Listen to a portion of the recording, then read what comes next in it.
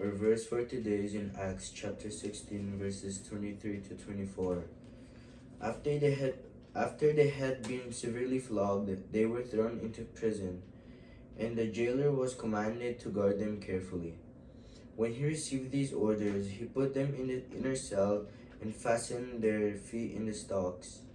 About midnight, Paul and Silas were praying and singing hymns to God, and the other prisoners were listening to them.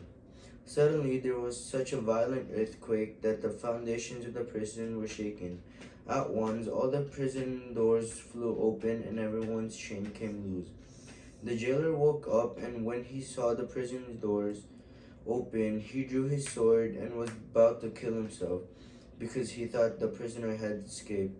But Paul shouted, "Don't harm yourself, we are all here." The jailer called for lights, rushed in, and fell trembling before Paul and Silas. He then brought them out and asked, Sirs, what must I do to be saved?"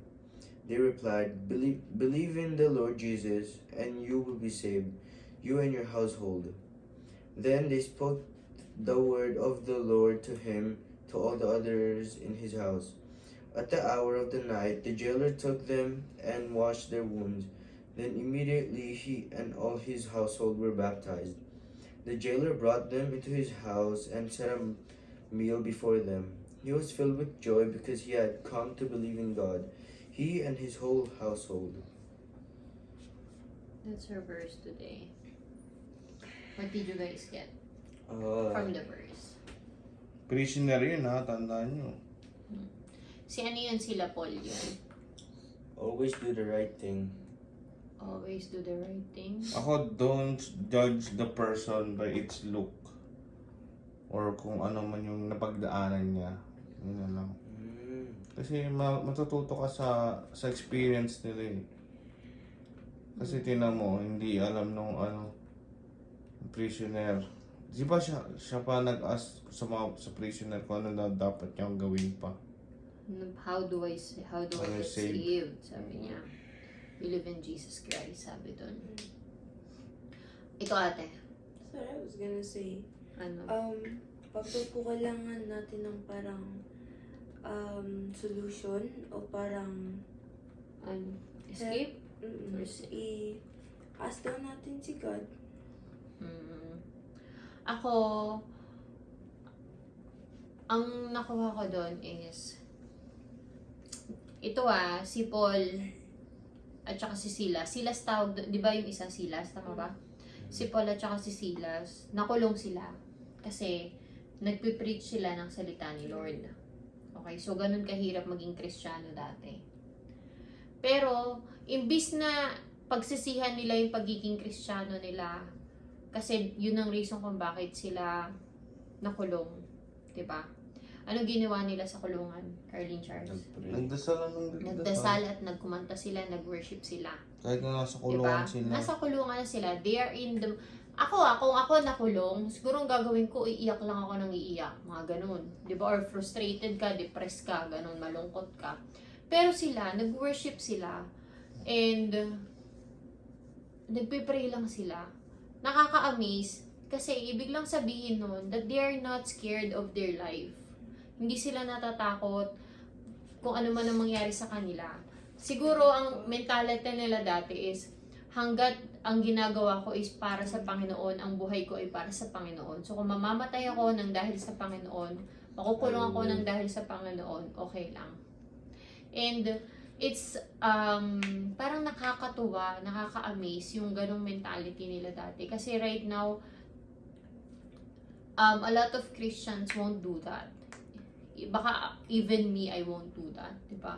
And we are very glad kasi ganun yung apoy ng drive nila Paul noon at saka nila Silas. Kasi sila Paul ang nagdala ng Christianism, Carlene Charles, sa Asia. And doon tayo nakatira dati, diba? So, kung hindi naging mapursigi sila Paul, baka hindi nakarating kung saan-saang bansa ang Christianism, 'di ba? And totoo nga na if the Lord is, kung tatanggapin mo si Jesus Christ, you will be saved. And ang isa pa sa nag-strike sa akin doon, you and your household. Sabi doon, di ba? So, it takes just one person Para na masalba. tatanggapin ang Panginoon sa isang pamilya para maisalba ang buong pamilya. Diba? Kaya we are very blessed, Carlene Charles, kasi nagpakilala si Lord sa akin and all of us are saved. Pero tatandaan ninyo, it's very important that you start your relationship din kay Lord. Kasi who will save your family? Who will save your family? Kung hindi ka mismo di mo rin kilala si Lord. 'Di ba? Sabi nga 'di ba, it takes one person to save a whole family. If God used me para ma-save kayo, then who will save your family? Charles, kapag ka nagkaroon ka na ng pamilya, who will save your family? Carlene Charles. 'Di ba?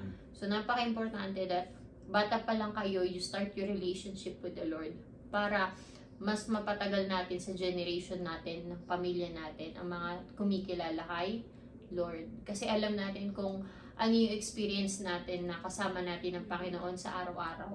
Hindi niya hinahayaang magkamali tayo. Di ba, Charles? Hindi niya hinahayaang magkasala tayo, pinoprotektahan niya tayo, sinisecure niya tayo sa maraming pagkakataon, sinisecure niya yung ating finances, di ba? And kahit nagkakaranas tayo ng mga struggle sa buhay, we still believe in the Lord na everything happens for a reason and everything that He does is for our goodness. Diba? Lahat ng plano niya is para sa ikabubuti natin. Kaya siguro sila Paul noon is kahit nakulong sila, alam nila na lahat ng mga ginagawa nila, lahat ng nangyayari sa kanila is para sa ikabubuti nila at sa ikabubuti ng Christianism. Diba? Nakulong sila, pero ano nangyari? Ginawa nila ang tama, praise lang nila ang Diyos. Ang nangyari, nakapag-invite pa sila ng maraming tao para maging maisalba nila through Jesus Christ.